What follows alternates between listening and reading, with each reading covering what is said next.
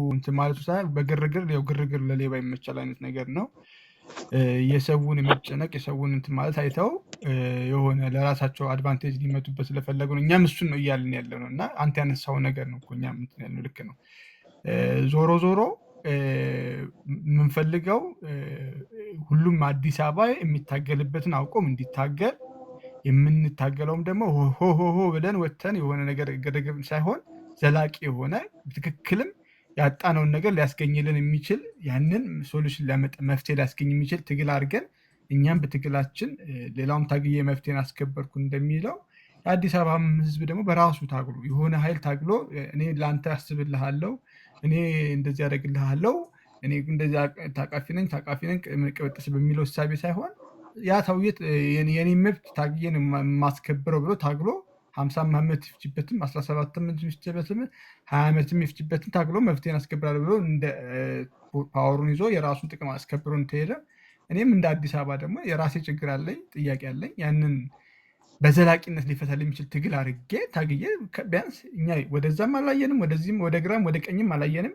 ቢያንስ ግን ተወልደን ባደግንበት ከተማ የመኖር ከተማችንን የማስተዳደር ይሄ የሆነ ኃይል የሚሰጠናል ሰብአዊ መብታችን ነው። ያንን መብታችንን ተነጥቀናል። ያንን ማስከበር የሚችል ትግል እናደርጋለን።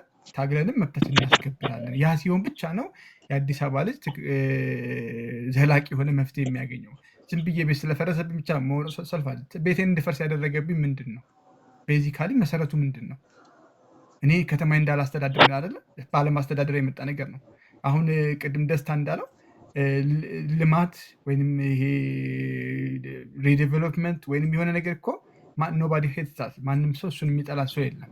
ግን ህዝባችን ጋር የተማከለ በፍጥነት የሚሆን ነገር አይደለም። ህዝባችንን ያማከለ ህዝቡን፣ ስርዓቱን፣ ስነልቦናውን፣ ከተማውን፣ ያንን ቦታውን፣ ያንን አካባቢ ያማከለ ኢንቴግሬትድ የሆነ ሲሆን ጥሩ ነው ብለን እንቀበል ነበር። ያ ያልሆነው ለምንድን ነው? እነዛ ሰዎች የሚያዩት እዛ ላይ የተቀመጡ ሰዎች ትክክለኛ የአዲስ አበባ ሰው ስላሉ ነው።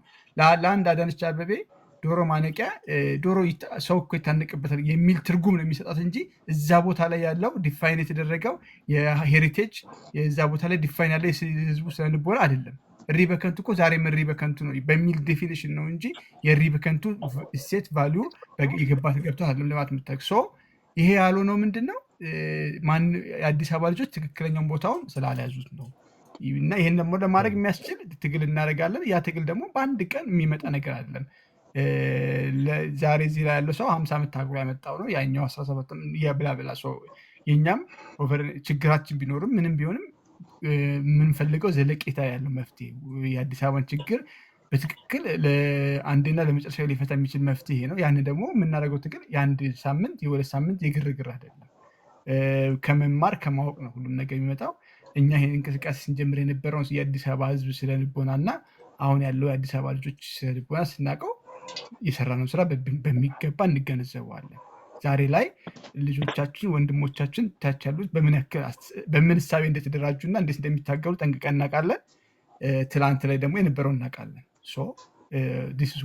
ስራ ማለት ይሄ ነው። ስራ ማለት የሆነ ቦታ ፍንዳታ ማድረግ ወይም እንትን ማለት አይደለም።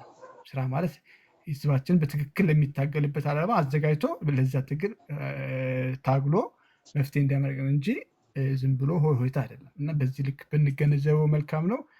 አይ ቲንክ ብዙ ቆይተናል መሰለኝ። ሀሳብ መጨረሻ የገባችሁ ልጆች ሀሳብ መስጠት ትፈልጉ? ተናደሩ፣ እንገናኝ ሌላ ቀን። እሺ ደስታ ቴንኪው ስለመጣ እናመሰግናለን። አለምሸት ነው መሰለኝ፣ ይቅርታ ስምህ አለምሸት። ሀሳብ ካለ መቀጠል ይችላል። እና መርካቶ ሀሳብ ካለ መቀጠል ይችላል። ሁለታችሁ መጨረሻ ስለመጣችሁ የመጨረሻ ሀሳባችሁ እንስማ ብለን ነው። አይጆ እኔ ለፈለገ የምጠይቀው ጥያቄ ነው። ለምን ብዙን ጊዜ ያው በብሔር የሚደበቁ ሰዎች መጨረሻ ላይ የሚያገሉት ከሁለት ብሔር ወይ ከሶስት ብሔር የተገለለውን ሰውዬ ነው የነበረም አሁንም ያለ ነው እና ወደፊትስ ቢሆን አማራነትን ማንም እኮ አይከለክልም። ሁሉም ብሔር አለ። ሁሉም ከእናት ከአባቶቻችን የወሰድናቸው ነገሮች አሉ። ግን ከሁለት ብሔር የተወለዳል፣ ከሶስት ብሔር የተወለዳል።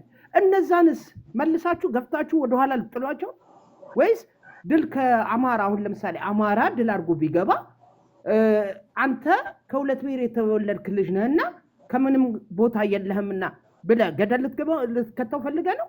የአዲስ አበባ ልጅ ዘር የለንም ስንል እያንዳንዳችን የመጣንበትን መንገድ እናውቃለን። እያንዳንዳችን ከየት እንደመጣን ማን እንደሆነ ጎረቤቶቻችንን ሁሉ ስንጠይቅ ግማሹ ከኦሮሞ የተወለዳለ፣ ከትግሬ ድብልቅ የተወለዳለ። ስለዚህ ግዴታ ያንን ልጅ ገፍትረ ልትጥለው ነው ወይ? የኔ ጥያቄ ይሄን እንድትመልስልኝ ስለፈለግኩኝ። አመሰግናለሁ።